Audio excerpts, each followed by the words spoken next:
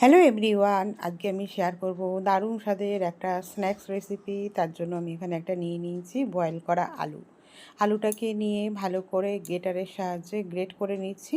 তোমরা চাইলে হাতের সাহায্যে ভালো করে ম্যাশ করে নেবে, কিন্তু সেক্ষেত্রে খেয়াল রাখবে যাতে আলুর কোনো বড় দলা এর মধ্যে থেকে না যায়। এবার দেখো, আর আলুটা বয়েল করার সময় আমি একটু লবণ দিয়ে বয়েল করেছিলাম, তাহলে আলুর মধ্যে লবণটা চলে গেলে সেই আলুর টেস্টটা আর কি ভালো লাগে। তো আমি অল্প লবণ দিয়ে আলুটাকে বয়েল করে নিয়েছিলাম। এবার আলুটা আমি একটা মাঝারি সাইজের আলু নিয়েছি, তোমাদের যার যেরকম পছন্দ মানে তোমরা সাইজ অনুযায়ী আলু নিয়ে নেবে। নিয়ে এটাকে ভালো করে গ্রেটারের সাহায্যে ম্যাশ করে নেবো, মানে গ্রেট করে নেব, তাহলে একদম একটা ফাইন পেস্ট তৈরি হয়ে যাবে। খুবই ইউনিক আর একটা দারুণ স্বাদের সাবুর রেসিপি, যেটা খুবই সহজে তোমরা আমার এই রেসিপিটা দেখে বাড়িতে বানিয়ে নিতে পারবে। তার জন্য আলুটাকে ভালো করে গ্রেট করে নিলাম।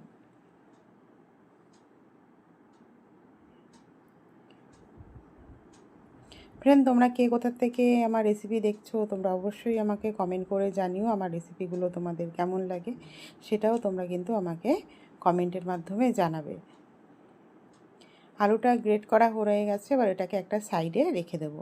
এবার ওই গ্রেটারের মধ্যে আমি এবার একটা গাজর নিয়ে নিয়েছি, গাজরটাকে এরকম ফাইন গ্রেট করে নেব।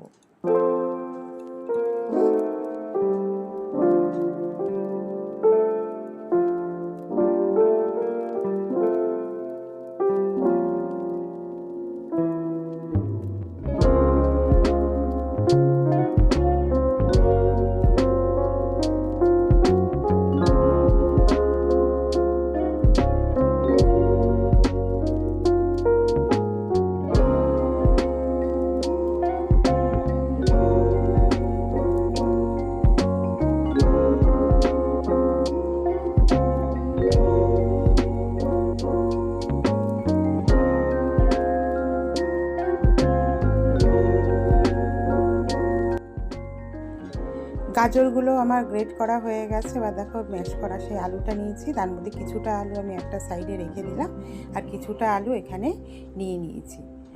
এবার এর মধ্যে দিয়ে দিলাম গোটা জিরে, তার সাথে দিয়ে দিলাম পরিমাণ মতন লবণ, আর তার সাথে দিয়ে দিচ্ছি ধনেপাতা কুচি।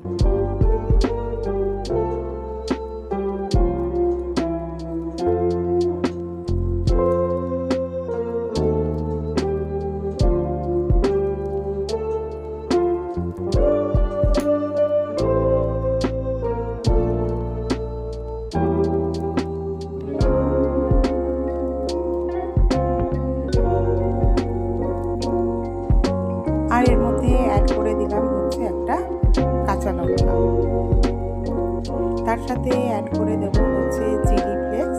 চিলি ফ্লেক্সটা অপশনাল, তোমাদের কাছে যদি না থাকে তোমরা নাও দিতে পারো, আর যদি থাকে চিলি ফ্লেক্স দিয়ে দেবে। এবার এর মধ্যে অ্যাড করে দেবো জলে ভিজিয়ে রাখা সাবু। সাবুগুলো দেখো তোমাদেরকে দেখিয়ে দিচ্ছি, বেশি জলে একদম ভিজাইনি, অল্প জলেই ভিজিয়েছি, যাতে সাবুগুলো পুরো সফট হয়ে যায়, কিন্তু একদম যাতে ক্যাতক্যাতে না হয়ে যায়। এবার আলুটাকে ভালো করে আমি মেখে নেব।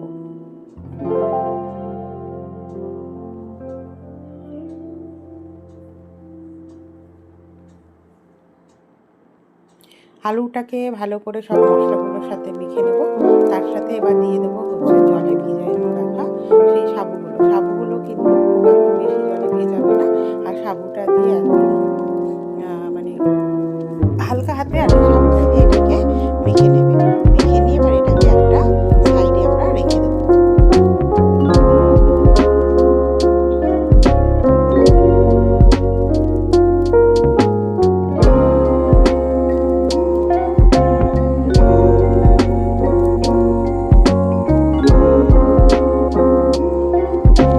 একটা কড়াই নিয়েছি, কড়াইয়ের মধ্যে অল্প পরিমাণে আমি সাদা তেল দিয়েছি।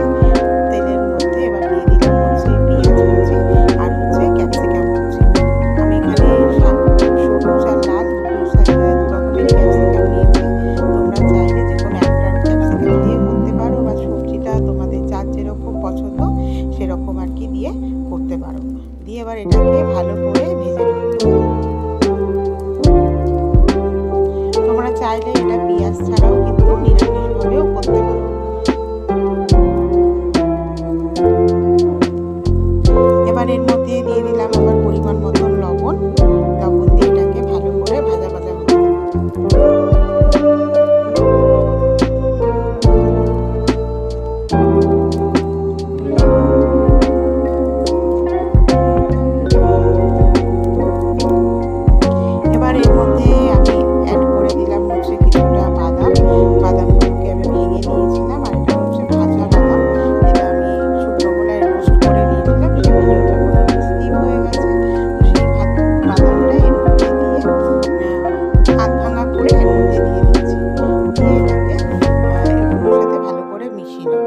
এবার এটা ভালো করে একটু ভাজা ভাজা হয়ে গেলে এবার এর মধ্যে অ্যাড করে দেবো হচ্ছে যেই আলুটা তুলে রেখেছিলাম, সম্পূর্ণ আলু আমি অ্যাড করিনি, আমি এখানে আলু অ্যাড করে দিচ্ছি।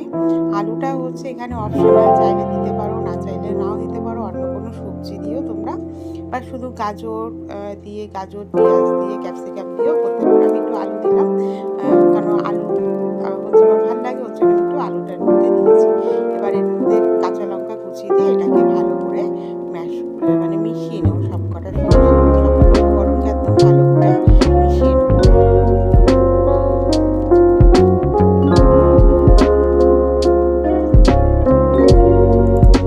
দিয়ে হচ্ছে গাজরটাকে ভালো করে করে নেবো।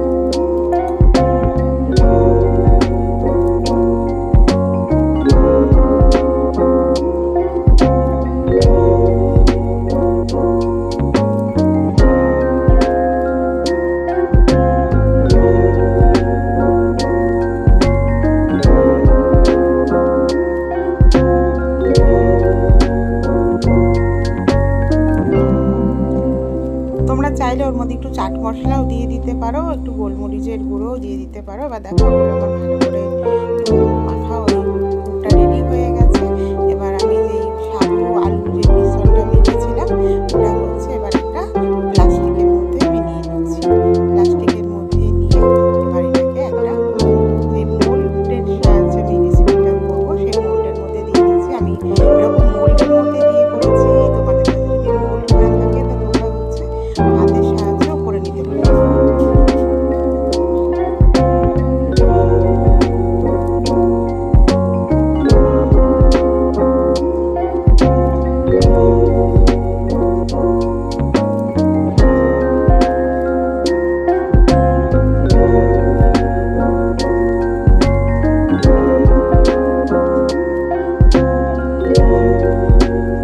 এবার এর মাঝখানে দিয়ে দিলাম হচ্ছে পুরটা, যেই পুরটা আমি রেডি করেছিলাম সেই পুরটা দেব। পুরটা দিয়ে এবার এটাকে প্রেশার দিয়ে, যেরকম করে আমরা কুলি তৈরি করি, ভাজা কুলি, তো সেইভাবে হচ্ছে এটাকে তৈরি করে নেব।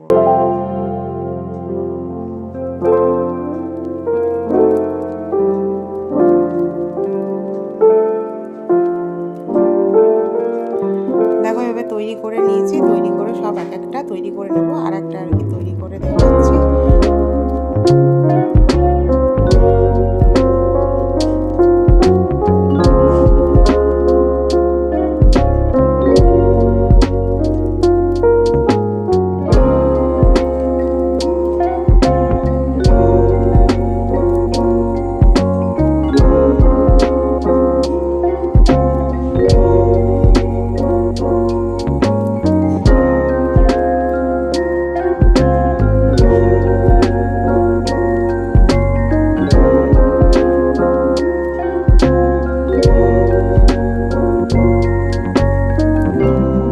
এরকম সব পুলির আকারে তৈরি করে নেব। এবার কড়াইতে দিয়ে দিয়েছি হচ্ছে সাদা তেল।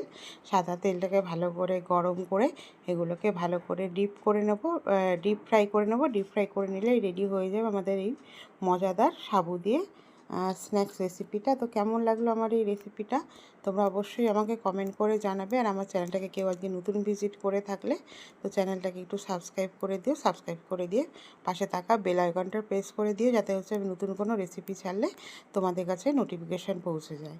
থ্যাংক ইউ সবাইকে অনেক অনেক ভালোবাসা। সবাই খুব ভালো থেকো, সুস্থ থেকো। আবার দেখা হবে তোমাদের সাথে নতুন কোনো একটা রেসিপি নিয়ে।